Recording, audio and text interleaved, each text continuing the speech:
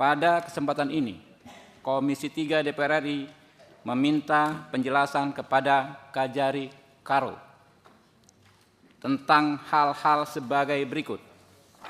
Tolong dicermati ya, Bu ya, saya sudah kasih teksnya ya. Yang pertama, apa yang menjadi alasan-alasan hukum penetapan Saudara Amsal Christy Sitepu sebagai tersangka? Apa argumentasi Kejari bahwa Saudara Amsal Christy Sitepu melakukan penggelembungan harga dan seterusnya? Yang kedua, apa alasan penahanan terhadap Saudara Amsal Christy Sitepu? Sudah menjadi pengetahuan kita bahwa saat ini penahanan tidak lagi murni subjektif, melainkan harus berdasarkan alasan yang terukur dan jelas sebagaimana diatur pasal 100 ayat 5 KUHP baru, yakni apabila tersangka atau terdakwa mengabaikan panggilan penyidik sebanyak 2 kali berturut-turut tanpa alasan yang sah, memberikan informasi yang tidak sesuai fakta pada saat pemeriksaan, menghambat proses pemeriksaan, berupaya melarikan diri, berupaya merusak dan menghilangkan barang bukti, melakukan ulang tindak pidana, terancam keselamatannya atas persetujuan dan permintaan tersangka atau terdakwa, dan atau mempengaruhi saksi untuk tidak mengatakan kejadian yang sebenarnya. Poin mana dari syarat penahanan di atas yang terpenuhi sehingga Saudara Amsal Christy dikenakan penahanan? Yang ketiga, Komisi 3 DPR RI meminta Kajari Karo untuk menjelaskan dugaan intimidasi terhadap Saudara Amsal Christy Sitepu dan Saudara J. Saya Pranginangin yang dilakukan oleh oknum jaksa Saudara Wira Arizona Kasipitsus Kejari Karo, Saudara Reinhard Harvey Sembiring, dan Kasih Intel Kejari Karo Saudara Donna Martinus Sebayang dengan memberikan brownies dan mengatakan ikuti saja alurnya, jangan pakai pengacara, tidak usah ribut-ribut, tutup konten-konten itu, ada yang terganggu. Perlu diingat bahwa perbuatan yang dilakukan tersebut berpotensi melanggar ketentuan pasal 530 KUHP yang berbunyi sebagai berikut. Setiap pejabat atau orang lain yang bertindak dalam suatu kapasitas pejabat resmi atau orang yang bertindak karena digerakkan oleh sepengetahuan pejabat publik melakukan perbuatan yang menimbulkan penderitaan fisik atau mental terhadap seseorang dengan tujuan untuk memperoleh informasi atau pengakuan dari orang tersebut atau orang ketiga menghukumnya atas perbuatan yang dilakukan atau disangkakan telah dilakukan olehnya atau orang ketiga, atau melakukan intimidasi atau memaksa orang tersebut atau orang ketiga atas dasar suatu alasan diskriminasi dalam segala bentuknya, dipidana dengan penjara paling lama 7 tahun.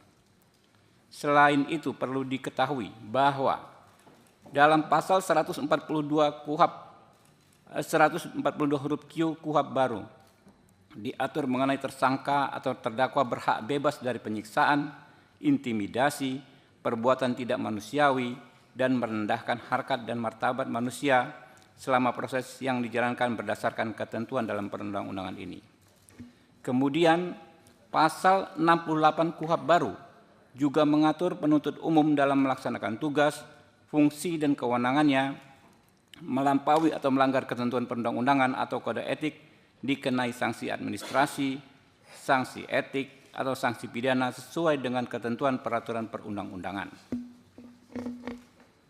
Yang keempat, Komisi 3 meminta penjelasan mengapa Kejaksaan Negeri Karo membangun narasi sesat seolah-olah Komisi 3 melakukan intervensi dan melanggar prosedur dengan memaksakan pengeluaran Saudara Amsal Christy Sitepu dari LP Tanjung Gusta setelah adanya penetapan Majelis Hakim Pengadilan Negeri Medan nomor 171/Pitsus/TPK/2025/PN Medan dengan menerbitkan dan menyebarkan surat yang sangat provokatif nomor B 618/L.219/FT 03 2025 2026 tanggal 31 Maret 2026 perihal pemberitahuan penetapan pengalihan penahanan terdakwa Amsal Christy Sitepu tidak dapat dilaksanakan karena terdakwa sudah keluar.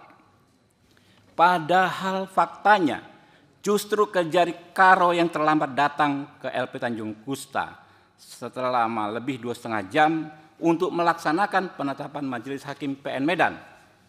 Selain itu, surat Kejari Karo yang merupakan pengalihan jenis penahanan menyimpang dari isi penetapan PN Medan yang merupakan perintah penangguhan penahanan.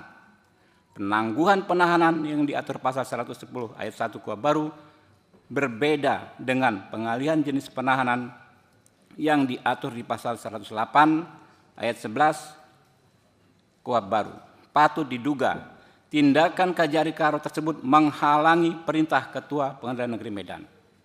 Perlu diingat, dalam pasal 281 KUHP baru dinyatakan bahwa orang yang menghalang-halangi, mengintimidasi, dan mempengaruhi pejabat yang melaksanakan tugas penyidikan, penuntutan, pemeriksaan di sidang pengadilan atau putusan pengadilan dengan maksud untuk memaksa atau membunjuknya agar melakukan atau tidak melakukan tugasnya dipidana dengan penjara paling lama 7 tahun 6 bulan atau pidana denda paling banyak kategori 6.